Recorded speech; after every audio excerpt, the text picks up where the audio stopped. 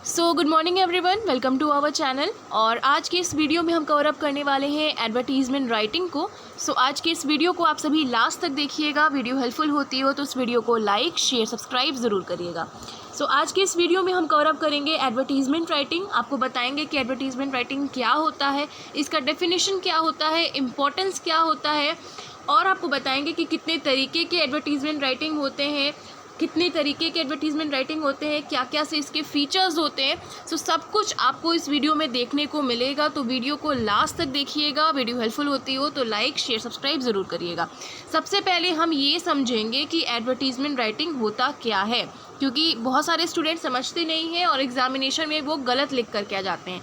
सबसे पहले आपको ये समझना है कि एडवर्टीजमेंट राइटिंग होता क्या है। तो मैं आपको ये बता दूं कि an advertisement is a kind of public notice asking for और ऑफरिंग सर्विसेज और buying and selling property, goods etcetera, और providing information about missing person, pets और एटसेट्रा।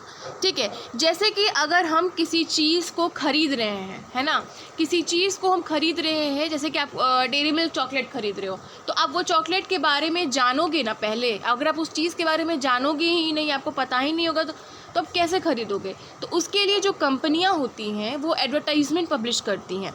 अब उस एडवर्टाइजमेंट में उस प्रोडक्ट के बारे में हो सकता है, ठीक है, उसके बाद उसमें उसके बारे में इंफॉर्मेशन प्रोवाइड किया जा सकता है कि ये चॉकलेट खाने से क्या फ़ायदे हैं, आप अपने रिलेशन को बढ़ा सकते हैं, कुछ मीठा हो जाए, इस तरीके का टैगलाइन वो बनाती है, ताकि वो आपके माइंड में बिल्कुल अच्छे से सेट हो जाए। और जैसे ही आप कैडबरी डेयरी मिल्क सुनोगे, आपके माइंड में ये चीज़ आएगा। या मैं अगर आपको ऐसे बोलूँगी कुछ मीठा हो जाए, तो आपके माइंड में ये तुरंत आएगा कि ये कैडबरी का टैगलाइन है।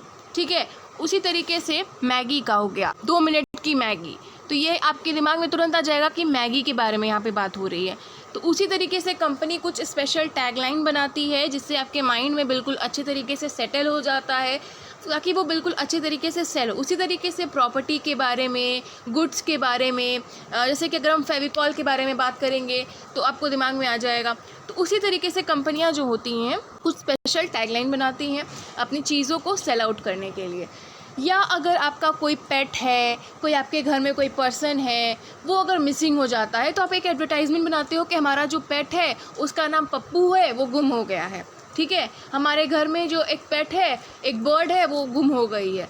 सो इस तरीके का एडवर्टीजमेंट को भी हम लोग एडवर्टाइजमेंट राइटिंग में काउंट करते हैं।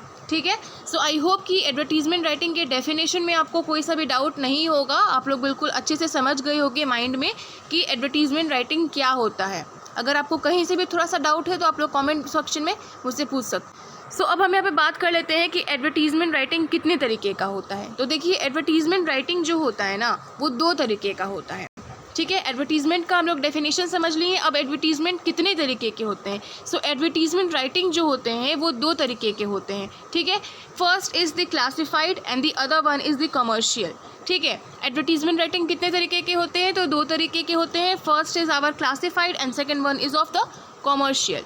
ठीक है, अब यहाँ पे हम बात कर लेते हैं कि क्लासिफाइड एडवर्टाइजमेंट क्या होता है। तो देखिए, क्लासिफाइड एडवर्टाइजमेंट जो होता है उसमें कोई सा भी ब्लॉक या कोई सा भी डिज़ाइन हम नहीं बनाते हैं। इसका फॉर्मेट बिल्कुल सिंपल, बिल्कुल फॉर्मल होता है। आपको बिल्कुल पॉइंट पे एकदम लिखना होता है। कभी भी आप इसको लेंदी नहीं बना सकते हैं, और कभी भी आपको इसको ज़्यादा मतलब शब्द में नहीं करना है। कॉम्प्रिहेंसिव होना चाहिए। कभी भी आपको कोई सा भी इम्पॉर्टेंट मैटर को लीव नहीं करना है। तो इस तरीके का क्लासिफाइड एडवर्टाइजमेंट होता है। ठीक है, क्लासिफाइड एडवर्टाइजमेंट अब हम लोग बात कर चुके हैं। अब हम बात कर लेते हैं कमर्शियल एडवर्टीजमेंट के बारे में। सो कमर्शियल एडवर्टीजमेंट क्या होता है। कमर्शियल एडवर्टीजमेंट जैसे कि किटकैट का हो गया, अभी मैंने डेयरी मिल्क का बताया, मैगी का बताया। सो उस तरीके के एडवर्टीजमेंट को हम लोग कमर्शियल एडवर्टीजमेंट बोलते हैं। कमर्शियल एडवर्टीजमेंट में design for the commercial purpose, जैसे कि हम मैगी के लिए अगर एडवर्टीजमेंट बना रहे हैं तो सिर्फ हम मैगी के लिए ही बनाएंगे। ठीक है, उसमें हम यूपी से कंपेयर नहीं कर देंगे। या अगर हमको एकदम एडवर्टीजमेंट अट्रैक्टिव तरीके से बनाना होता है, ठीक है, कमर्शियल पर्पस के लिए ही बनाएंगे, ताकि हमारा ऐसा एडवर्टीजमेंट बनाएंगे जिसमें कि हमारा प्रोडक्ट ज़्यादा से ज़्यादा बिके। ठीक है, the next require more area. ये जो एडवर्टीजमेंट है इसमें आपको मैगी का अगर बना रहे हो या किटकैट का ही बना रहे हो, तो आपको इसमें लिखना होता है किटकैट। ठीक है, तो उसके लिए स्पेस आपको ज़्यादा चाहिए होता है, तो इसके लिए रिक्वायर मोर एरिया। ठीक है। उसके बाद आता है मस्ट बी अट्रैक्टिव और कैची। अगर आपका एडवर्टीज़मेंट अगर कैची नहीं होगा तो लोग इसको ख़रीदना पसंद करेंगे नहीं करेंगे। तो आपको एडवर्टीज़मेंट बिल्कुल अट्रैक्टिव बनाना है, अच्छा एडवर्टीज़मेंट बनाना है, ठीक है। कभी भी आप टीवी पे एडवर्टीज़मेंट देखते होगे किसी भी चीज़ का, अगर आप किसी चीज़ से अट्रैक्ट होते हो तभी आप उस प्रोडक्ट को परचेज़ करना चाहते हो। जैसे कि कोई LE18 का नेल पॉलिश ही हो गया, या आप लैक्मे का कोई प्रोडक्ट देख लो, आपको अच्छा लगेगा तो ही आप परचेज़ करोगे, नहीं अच्छा लगेगा नहीं परचेज़ करोगे। अब हम यहाँ पे बताएंगे आपको कि क्लासिफाइड एडवर्टीज़मेंट क्या होता है और क्या क्या इसके टाइप्स हैं।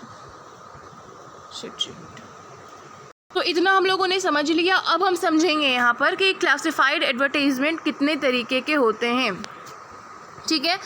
सो यहाँ पे आप देख सकते हैं स्क्रीन पे क्लासिफाइड एडवर्टीज़मेंट जो होते हैं, मैं बताती हूँ, 11 प्रकार के होते हैं, ठीक है। 11 टाइप्स के होते हैं। आप ये हमेशा याद रखोगे। जैसे आप ये याद रखते हो कि अल्फ़ाबेट कितने हैं, स्वर्णमाला वर्णमाला, उसी तरीके से कितने टाइप्स के होते हैं ये भी आप अभी याद रखेंगे, ठीक है। तो क्लासिफाइड एडवर्टीज़मेंट 11 प्रकार के होते हैं। First is to let. मैं बताऊँगी, मैं सब बताऊँगी कि किस में आपको क्या लिखना होता है, और कुछ आप ऑलरेडी जानते भी होंगे।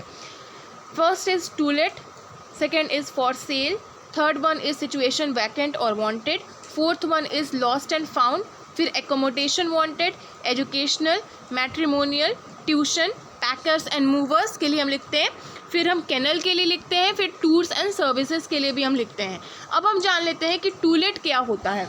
कभी भी आप लोगों ने देखा होगा अपने घर में, अपने मोहल्ले में या अपने अपार्टमेंट में भी कि वहाँ पे टू लेट लिखा है। टूलेट से हम क्या समझते हैं? टूलेट है, टॉयलेट नहीं है। टूलेट से मतलब ये होता है कि वो घर जो है खाली है, उसको आप रेंट लगाना चाहते हो तो इसलिए आप टूलेट लगाते हो, ठीक है। उस एरिया को आपको भरना होता है कोई अच्छी फैमिली से या किसी चीज़ से, किसी लोग को बुलाना चाहते हो तो उसके लिए हम लोग ये टूलेट लिखते हैं, ठीक है।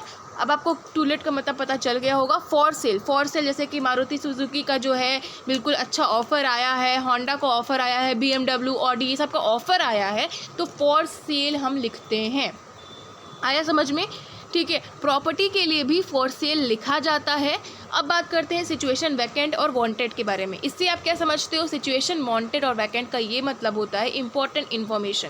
जैसे कि अगर आप किसी स्कूल में आप B.Ed किए हुए हो, आप किसी स्कूल में पढ़ाना चाहते हो तो उसके लिए सिचुएशन वैकेंट का अगर फॉर्म आएगा कि इस स्कूल में आप इंग्लिश टीचर वैकेंट करना है, मैथ्स टीचर वैकेंट करना है तो उसके लिए आप अप्लाई करोगे, ठीक है। उसके बाद lost and found. Lost and found होता है अगर आपका कोई पेट है वो गुम हो गया है, कोई आदमी गुम हो गया है आपके घर का, तो उसके लिए आप लॉस्ट एंड फाउंड का एडवर्टीजमेंट लिखते हैं, ठीक है। उसके बाद आता है एकोमोडेशन वांटेड। एजुकेशनल पर्पस आप लोग जानते ही हो, मैट्रिमोनियल भी जानते ही हो, शादी.com और वो सब। ट्यूशन के लिए भी जानते ही हो कि ट्यूशन के लिए हमको लिखना होता है अपना एडवर्टीजमेंट। पैकर्स एंड मूवर्स, अगर आप कहीं से शिफ्ट हो रहे हो तो आपको पैकर्स एंड मूवर्स सर्विसेज चाहिए होता है तो इसलिए आप इस एडवर्टाइजमेंट को लिखते हो। कैनल होता है ब्रीड ऑफ डॉग, ठीक है। अब टूर्स एंड सर्विसेज के लिए कि आप कुछ दिन तो बिताइए गुजरात में, अमिताभ बच्चन ऐड कर करके थक गया है एंड आप लोग घूम करके भी आ चुके होंगे आई होप। सो ये जो एडवर्टीज़मेंट जो होता है कि visit Uttarakhand, visit Bihar, visit Gujarat, तो ये सारा जो चीज़ है ना वो टूर्स एंड सर्विसेज के एडवर्टीज़मेंट में आ जाता है, ठीक है। सो ये था आज के सेशन में कि एडवर्टीज़मेंट राइटिंग क्या होता है, कितने तरीके का होता है, ये आप लोगों को अच्छे से समझ में आ गया होगा। अब अगले वीडियो में आज के बाद जो नेक्स्ट क्लास जो होगा उसमें हम लोग बताएंगे आपको कि एडवर्टीज़मेंट राइटिंग किस तरीके से लिखना है, ठीक है, जो कि बहुत ही इंपॉर्टेंट वीडियो होगा। आज का भी वीडियो इंपॉर्टेंट ही था। सो हम लोग इतना कंप्लीट कर लिए हैं। नेक्स्ट वीडियो को मैं आप लोगों को कल तक अपलोड कर दूंगी। सो आज का आप लोगों का होमवर्क ये है कि आप लोग जितने भी डाउट्स हैं आज के क्लास का जो मैंने पढ़ाया है आपको समझ में नहीं आया है, सो कमेंट करके आप लोगों को बताना है, ऐसे बैठे नहीं रहना है। वीडियो देख रहे हो तो इससे कुछ हेल्प लो मुझसे, ठीक है। सो वीडियो अच्छी लगी हो तो लाइक शेयर सब्सक्राइब ज़रूर करिएगा और डाउट कमेंट में मुझे करके बताइएगा। सो मिलते हैं अगले वीडियो में। इसी के साथ जय हिंद, वंदे मातरम।